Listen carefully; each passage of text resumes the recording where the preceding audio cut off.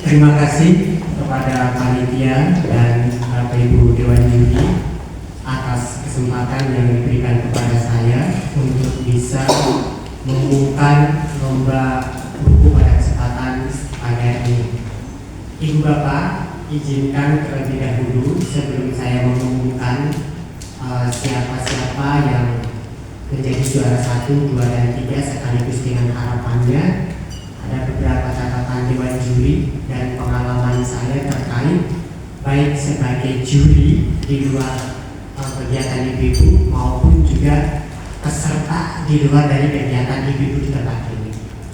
Ibu dan Bapak, saya terlibat penjurian buku 6 kali sama tingkat provinsi Banten. Yang pesertanya itu kalau di sini ibu-ibu banyak kali, kalau di luar itu dosen-dosen ibu Bapak. Doktor,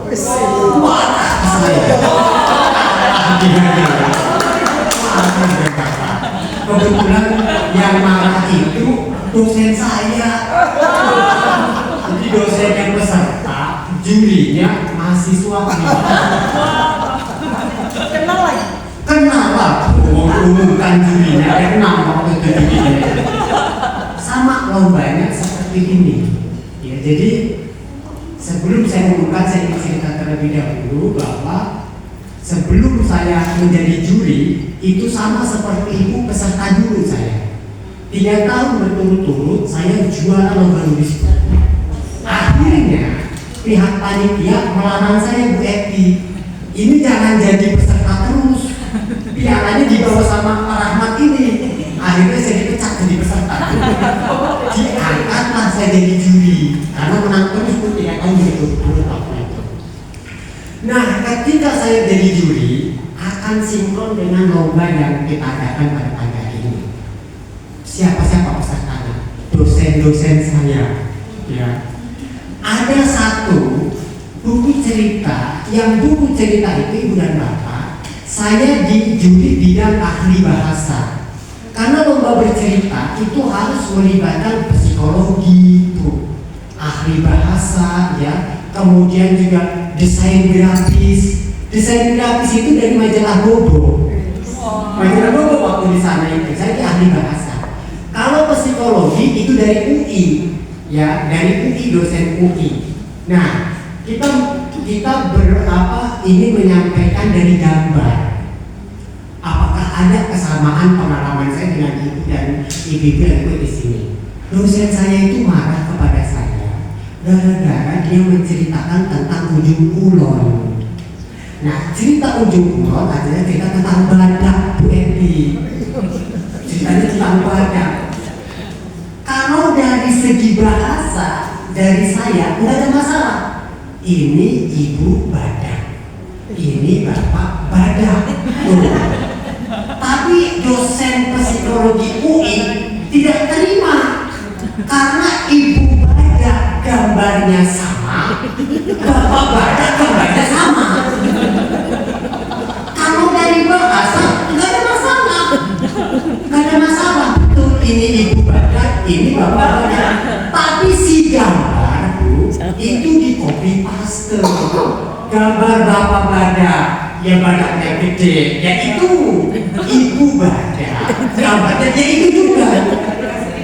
Nah, mestinya nih, kalau bapak badak ya itu badannya gede, ibu badak mah dikasih misalnya dari gambar anaknya gitu tuh, Bu. Nah, menurut pandangan dosen psikologi UI, ini akan membingungkan anak yang membaca buku cerita. Tuh, akhirnya tidak jualan, proteslah ke saya karena saya mahasiswanya. Kata saya, Bu, itu dari dokter ya. Kalau dari segi bahasa nggak ada masalah, saya juri bahasa. Kenapa saya tidak menang? Protesnya ke dosen UI, karena di sana gambarnya ibunya itu gambar satu dibikin dua narasi. Coba dicek lagi, Bu, bapak badak, ibu badak gambarnya sama nggak? Kata dia, iya sama. Itu yang membuat tidak jadi menang. Protesnya ke sana jadi ke dosen UI, jangan ke saya. Karena Nah, itu dan Bapak, itu adalah pengalaman-pengalaman ketika saya menjuri. Artinya bahwa saya ingin sekali dari tahun ke tahun kalau lomba ini diadakan, titipan daripada juri, terus ya Bu dikembangkan. Kemudian juga terus kita juga membaca-baca yang kan sudah banyak Bu lomba-lomba. Saya terakhir juara itu tahun 2022 di Kementerian Pendidikan dan Kebudayaan, sama buku cerita bergambar, tapi mengangkat tema local wisdom. Bu Epi sebagai juri bidang bahasanya, saya ditelepon oleh pihak panitia, Kang, karena ini lombanya berat, kakak harus ikut jadi peserta. Udah jadi peserta lagi, udah pokoknya jadi peserta. Siapa jurinya? Bu Epi bidang bahasa. Perlu kata saya Bu Epi, karena buku itu mengangkat dua bahasa. Kalau saya kan di Kabupaten Serang, bahasa Jawa dengan bahasa Indonesia. Kalau yang Pandeglang Lebak, dia harus dua bahasa, Sunda dan bahasa Indonesia. Kebetulan Bu Epi itu kayaknya di bidang bahasa Jawa ya. Lah buku saya jadi sama Bu Epi pada akhirnya. Kata saya, waduh, Bu Epi judulnya. Menang Bu, judulnya itu Asal Usulnya Golok Ciumas. Asal Usul Golok Ciumas itu menang. Yang mengadakan kantor bahasa Provinsi Banten dicetak oleh Kementerian Pendidikan Kebudayaan Republik Indonesia. Menang lagi di lomba yang kemarin itu. Nah ini pengalaman-pengalaman yang saya rangkum akan saya bagikan kepada ibu-ibu yang akan lomba pada hari ini. Mudah-mudahan di tingkat nasional juga bisa jadi juara. Nah, ibu bapak, catatan-catatan ini saya akan sampaikan terlebih dahulu sebelum saya buka. Di sini perhatikan penulisan untuk nama orang. Bu, dari beberapa penayangan tadi, Bu belajar ejaan Bu. Itu mau ejaan aneh, kadang-kadang begini sih, baik-baik.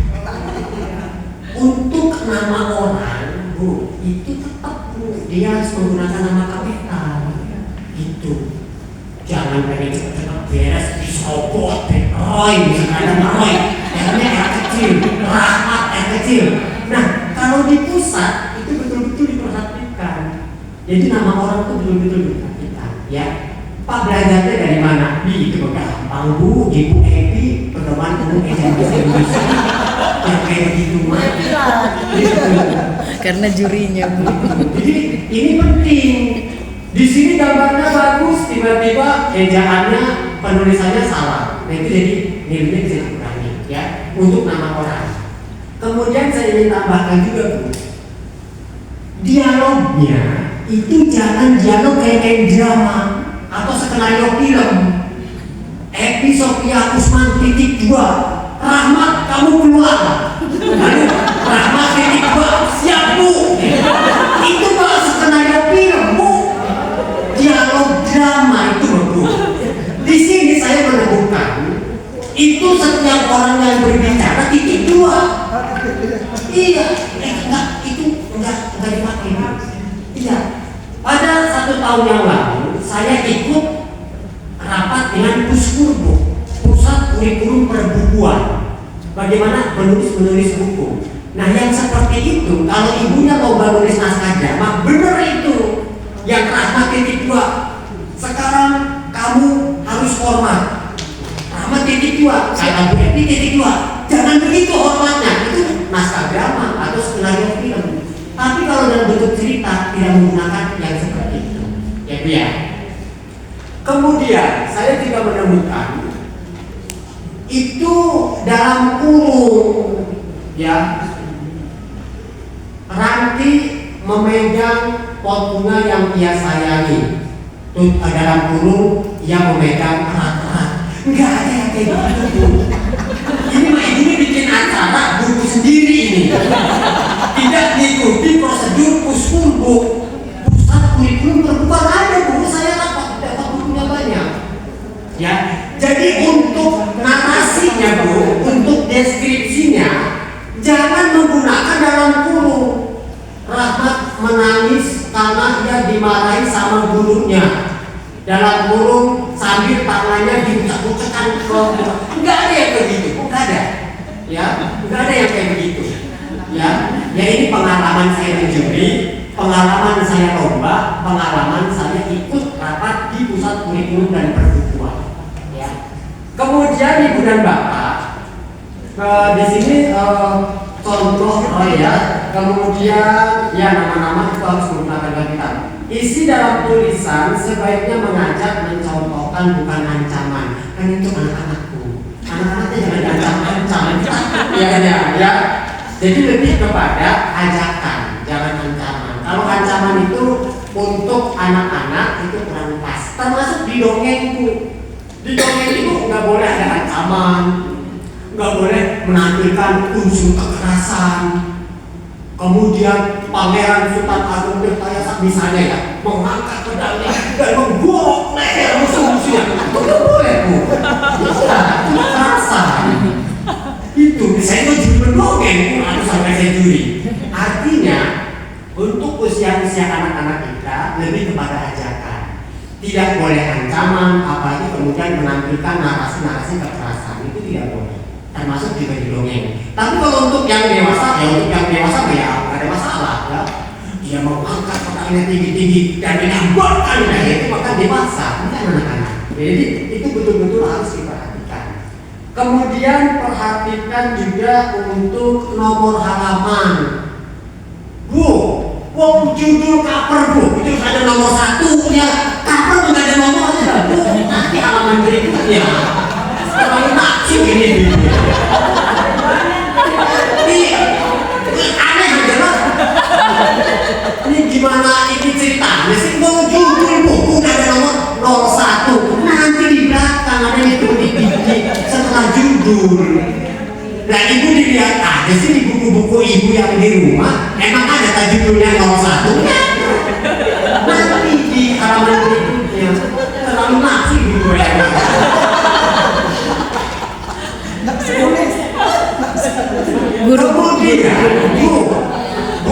Kemudian nih judul itu, cover depan itu sudah langsung dengan nama. Nih gimana nih bukunya namanya ada di belakang. Berarti kalau orang kita mau baca buku yang dibuka dari halaman belakang dulu kan, dibalik nanti ke depan. Itu tetap Bu. Jadi tetap cover depan itu sudah dengan nama. Belakang biodatanya. Kecuali biodata, iya di belakang. Ini semua di belakang. Masa biodata di depan? Nanti orangnya baca biodata kelamaan nanti baca biodata dulu. Jadi nama itu tetap di depan, ya. Misalkan Rahmat atau episode yang itu kayak begitu ya. Kemudian Bu, gambar harus konsisten. Termasuk nama juga harus konsisten Bu. Ya. Saya waktu itu jadi juri, ada teman saya marah-marah. Hanya gara-gara penyebutan nama sholat dengan nama salat. Depan mas sholat, tapi dialog di tengahnya salat. Nggak konsisten itu. Nilainya dikurangi, marah-marah ke saya. Kata saya, coba dicek lagi. Kamu itu judulnya Rahmat sholat ke masjid. Judulnya itu. Pas di halaman-halaman dialog di tengah, sholat berubah jadi salat. Tidak konsisten.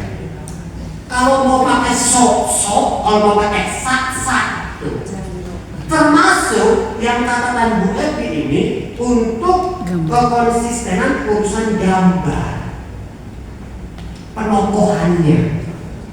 Kalau si gambar, si tokoh itu pakai kerudung, dari apa? Dia konsisten. Ya, wong depan kerudung, nggak pakai kerudung, nggak konsisten.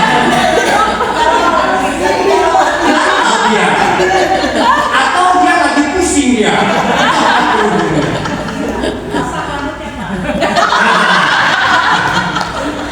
Berbeda.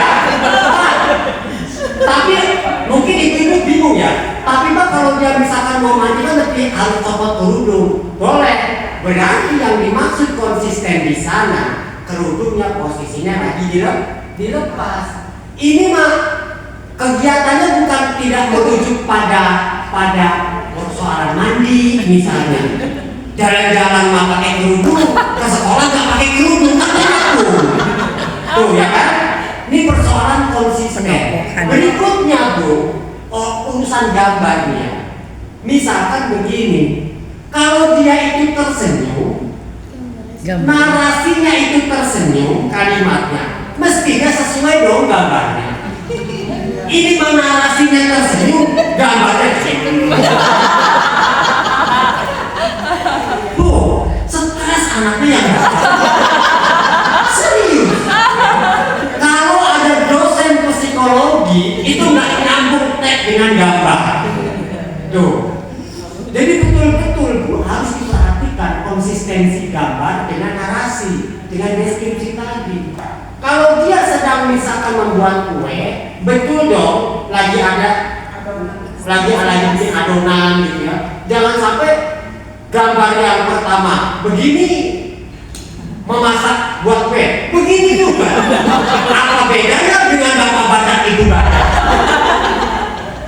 Ini tentang persoalan konsistensi gambar. Oke ya, itu catatan dari Duri. Kemudian kalimat sederhana sesuaikan gambarnya jika senyum, marah atau menangis. Jadi tadi persoalan tentang konsistensi gambar. Itu Bapak ada beberapa tambahan dari catatan-catatan saya, misalnya di sini kaitannya misalkan tentang kalau saya mencatat judul masih ambigu. Bu, judul itu harus jelas. Jangan sampai judul membuat orang membaca pusing juga. Ini maksudnya apa gitu ya? Judul tidak boleh ambigu itu misalkan bermain di ruang kelas. Jelas tuh, bermain di ruang kelas. Nah, ada beberapa judul yang saya baca tadi itu ada ambigu.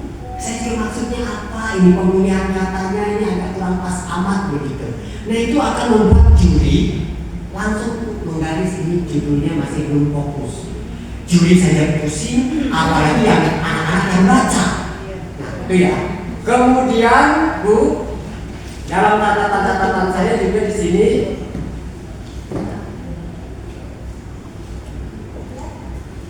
urusan itu Bu, urusan kata langsung dan tidak langsung Bu, ini harus belajar ya.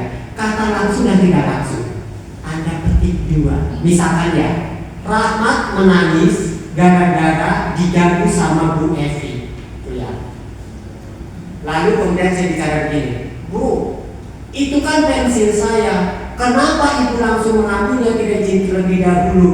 Ada petik dua ya. Kemudian kata Rahmat protes sama temennya Evi. Tuh, itu bukan kata langsung, itu yang dipakai, yang kayak begitu. Jangan sampai Evi titik dua. Ini kan pensil saya, Rahmat titik dua, enak aja. Udah gitu. Itu dialog drama, itu dialog skenario film. Kebetulan saya tidak ikut Bu nulis skenario di SCTV. Ya kayak begitu dialognya titik dua itu. Ya, jadi ini catatan-catatan penting untuk ibu-ibu yang akan mengikuti lomba selanjutnya, insya Allah. Bu, saya ingin ya, ini gambar-gambar ini bagus-bagus Bu. 2 tahun saya lomba, udah seperti ini gambarnya. Saya ingin tanya Bu, saya ingin tanya, ini kecanggihan AI sebenarnya. Cuma kan kita tidak tahu AI yang mana yang dipakai. Bu, ini gambarnya bagus-bagus. Apa namanya itu ya? Apalagi yang juara itu mantap sekali. Itu pasti menggunakan AI. Saya juara kemarin. Itu kerjasama kalau kita kerjasama dari dulu dengan cover. Iya, kerjasama dengan tukang gambar. Tukang gambarnya dari mana? Dari Kemendikbud bernama ruangguru.com. Jadi saya yang bikin narasi, mereka yang bikin gambar. Tapi Bu, hadiah dibagi rorok. Iya, dibagi 2 hadiahnya. Kontrak tuh dia tukang gambar. Kalau juara bagi 2 gitu. Tapi kalau nggak juara gimana? Ya, kalau nggak juara nggak dapat. Jadi kita kerjasama. Saya bikin narasinya, tukang gambar bikin gambarnya. Boleh kayak gitu waktu di sana ya. Tapi ini hebat ya, ini lebih hebat bagus. mandiri. Kalau di sini mandiri kayaknya, saya tidak tahu ya apakah menggunakan AI atau apa, tapi keren banget ya. Kalau sebelum 2 tahun yang lalu belum ada AI banyak kayak gini, gambarnya masih tambah bagus. Itu catatan juri untuk lomba menulis buku bergambar pada kesempatan pagi hari ini, dan izinkan saya untuk membacakan juara-juaranya. Insya Allah yang menang ini adalah hasil murni dari pemikiran kita bertiga yang nanti akan mewakili dari Bayangkari Polda Banten untuk berlanjut ke tingkat nasional. Baik, Ibu Bapak, saya akan coba umumkan terlebih dahulu dari harapan 3. Baik.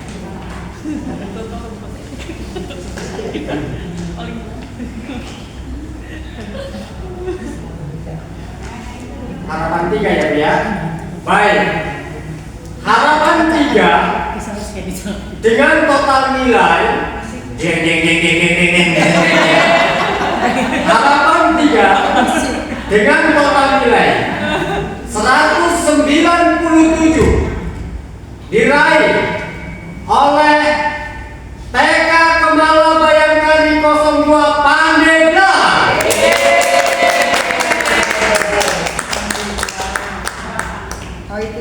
Selanjutnya, harapan kedua total nilai 62.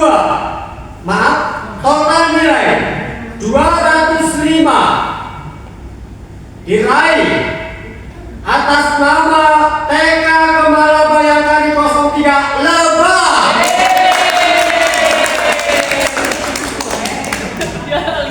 Dan harapan 1 dengan total nilai 206 diraih oleh TK Kemala Bayangkari 04 Brimo.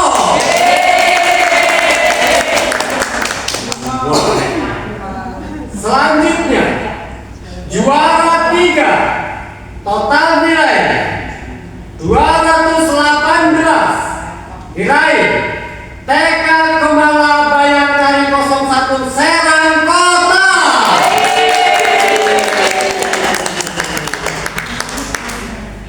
Juara 2 total nilai 238 diraih TK Kemala Bayangkari 05 Serang Kota.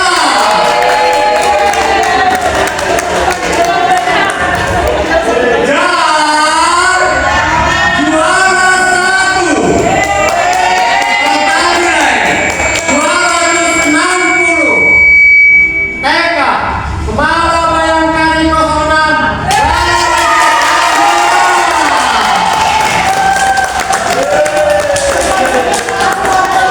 Juri 1 Haza MD Sofia Usman MPD ditandatangani. Juri 2 Rahmat MPD ditandatangani, dan juri 3 Mutiara Wulandari ditandatangani.